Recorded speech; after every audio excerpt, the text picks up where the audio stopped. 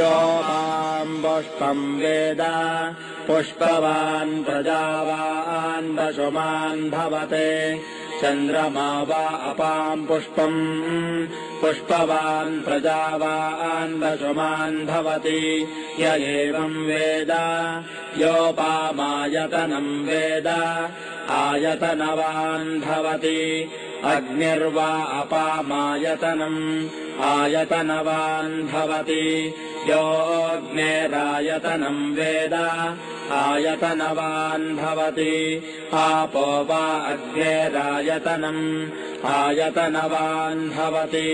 य एवम् वेद योपामायतनम् वेद आयतनवान् भवति वायुर्वा अपामायतनम् आयतनवान् भवति यो वायोरायतनम् वेद आयतनवान् भवति आपो वै वायोरायतनम् आयतनवान् भवति य एवम् वेद योपामायतनम् वेद आयतनवान् भवति असौ वै तपन्नपामायतनम् आयतनवान् भवति योमश्यतपत आयतनम् वेद आयतनवान् भवति आपो वा अमुष्यतपत आयतनम् आयतनवान् भवति य एवम् वेद योपामायतनम् वेद आयतनवान् भवति चन्द्रमा वा अपामायतनम् आयतनवान् भवति यश्चन्द्रमस आयतनम् वेद आयतनवान् भवति आपो वै चन्द्रमस आयतनम् आयतनवान् भवति य एवम् वेद योपामायतनम् वेद आयतनवान् भवति नक्षत्राणि वा अपामायतनम् आयतनवान् भवति यो नक्षत्राणामायतनम् वेद आयतनवान् भवति आपो वै नक्षत्राणामायतनम् आयतनवान् भवति य एवम् वेद योपामायतनम् वेद आयतनवान् भवति पर्जन्यो वा अपामायतनम् आयतनवान् भवति यः पर्जन्यस्यायतनम् वेद आयतनवान् भवति आपो वै पर्जन्यस्यायतनम् आयतनवान् भवति य एवम् वेद योपामायतनम् वेद आयतनवान् भवति संवत्सरो वा अपामायतनम् आयतनवान् भवति यः संवत्सरस्यायतनम् वेद आयतनवान् भवति आपो वै संवत्सरस्यायतनम् आयतनवान् भवति य एवम् वेद योऽप्सुनापम् प्रतिष्ठिताम् वेद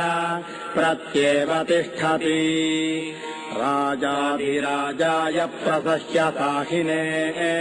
नमो वयम् वै श्रवणाय कुर्महे समे कामान् कामकामाय मह्यम् कामेश्वरो वै श्रवणो ददातो कुबेराय वै श्रवणाय महाराजाय नमः यो माम् पुष्पम् वेद पुष्पवान् प्रजावान् वसुमान् भवते चन्द्रमा वा अपाम् पुष्पम् पुष्पवान् प्रजावान् वसुमान् भवति य एवम् वेद योपामायतनम् वेद आयतनवान् भवति अग्निर्वा अपामायतनम् आयतनवान् भवति योऽग्नेरायतनम् वेद आयतनवान् भवति आपो वा अग्नेरायतनम् आयतनवान् भवति य एवम् वेद योपामायतनम् वेद आयतनवान् भवति वायुर्वा अपामायतनम् आयतनवान् भवति यो वायोरायतनम् वेद आयतनवान् भवति आपो वै वायोरायतनम् आयतनवान् भवति य एवम् वेद योपामायतनम् वेद आयतनवान् भवति असौ वै तपन्नपामायतनम् आयतनवान् भवति योमश्यतपत आयतनम् वेद आयतनवान् भवति आपो वा अमुष्यतपत आयतनम् आयतनवान् भवति य एवम् वेद योपामायतनम् वेद आयतनवान् भवति चन्द्रमा वा अपामायतनम् आयतनवान् भवति यश्चन्द्रमस आयतनम् वेद आयतनवान् भवति आपो वै चन्द्रमस आयतनम् आयतनवान् भवति य एवम् वेद योपामायतनम् वेद आयतनवान् भवति नक्षत्राणि वा अपामायतनम् आयतनवान् भवति यो नक्षत्राणामायतनम् वेद आयतनवान् भवति आपो वै नक्षत्राणामायतनम् आयतनवान् भवति य एवम् वेद योपामायतनम् वेद आयतनवान् भवति पर्जन्यो वा अपामायतनम् आयतनवान् भवति यः पर्जन्यस्यायतनम् वेद आयतनवान् भवति आपो वै पर्जन्यस्यायतनम् आयतनवान् भवति य एवम् वेद योपामायतनम् वेद आयतनवान् भवति संवत्सरो वा अपामायतनम् आयतनवान् भवति यः संवत्सरस्यायतनम् वेद आयतनवान् भवति आपो वै संवत्सरस्यायतनम् आयतनवान् भवति य एवम् वेद योऽप्सुनावम् प्रतिष्ठिताम् वेद प्रत्येव तिष्ठति राजाधिराजाय प्रसह्य साहिने नमो वयम् वै श्रवणाय कुर्महे समे कामान् कामकामाय मह्यम् कामेश्वरो वै श्रवणो ददातो कुबेराय वै श्रवणाय महाराजाय ॐ यो माम् पुष्पम् वेद पुष्पवान् प्रजावान् पशुमान् भवते चन्द्रमा वा अपाम् पुष्पम् पुष्पवान् प्रजावान् पशुमान् भवति य एवम् वेद योपामायतनम् वेद आयतनवान् भवति अग्निर्वा अपामायतनम् आयतनवान् भवति योऽग्नेरायतनम् वेद आयतनवान् भवति आपो वा अग्नेरायतनम् आयतनवान् भवति य एवम् वेद योपामायतनम् वेद आयतनवान् भवति वायुर्वा अपामायतनम् आयतनवान् भवति यो वायोरायतनम् वेद आयतनवान् भवति आपो वै वायोरायतनम् आयतनवान् भवति य एवम् वेद योपामायतनम् वेद आयतनवान् भवति असौ वै तपन्नपामायतनम् आयतनवान् भवति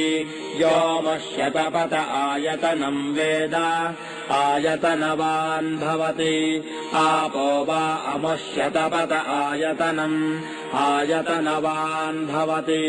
य एवम् वेद योपामायतनम् वेद आयतनवान् भवति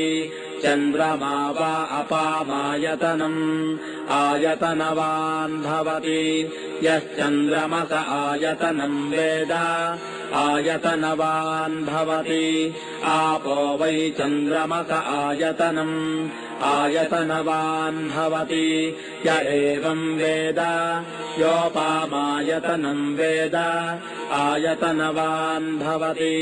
नक्षत्राणि वा अपामायतनम् आयतनवान् भवति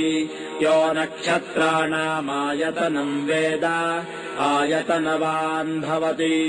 आपो वै नक्षत्राणामायतनम् आयतनवान् भवति य एवम् वेद योपामायतनम् वेद आयतनवान् भवति पर्जन्यो वा अपामायतनम् आयतनवान् भवति यः पर्जन्यस्यायतनम् वेद आयतनवान् भवति आपो वै पर्जन्यस्यायतनम् आयतनवान् भवति य एवम् वेद योपामायतनम् वेद आयतनवान् भवति संवत्सरो वा अपामायतनम् आयतनवान् भवति यः संवत्सरस्यायतनम् वेद आयतनवान् भवति आपो वै संवत्सरस्यायतनम् आयतनवान् भवति य एवम् वेद योऽप्सुनावम् प्रतिष्ठिताम् वेद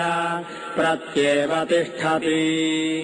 राजाधिराजाय प्रसह्य साहिने नमो वयम् वै श्रवणाय कुर्महे समे कामान् कामकामाय मह्यम् कामेश्वरो वै श्रवणो ददातो कुबेराय वै श्रवणाय महाराजाय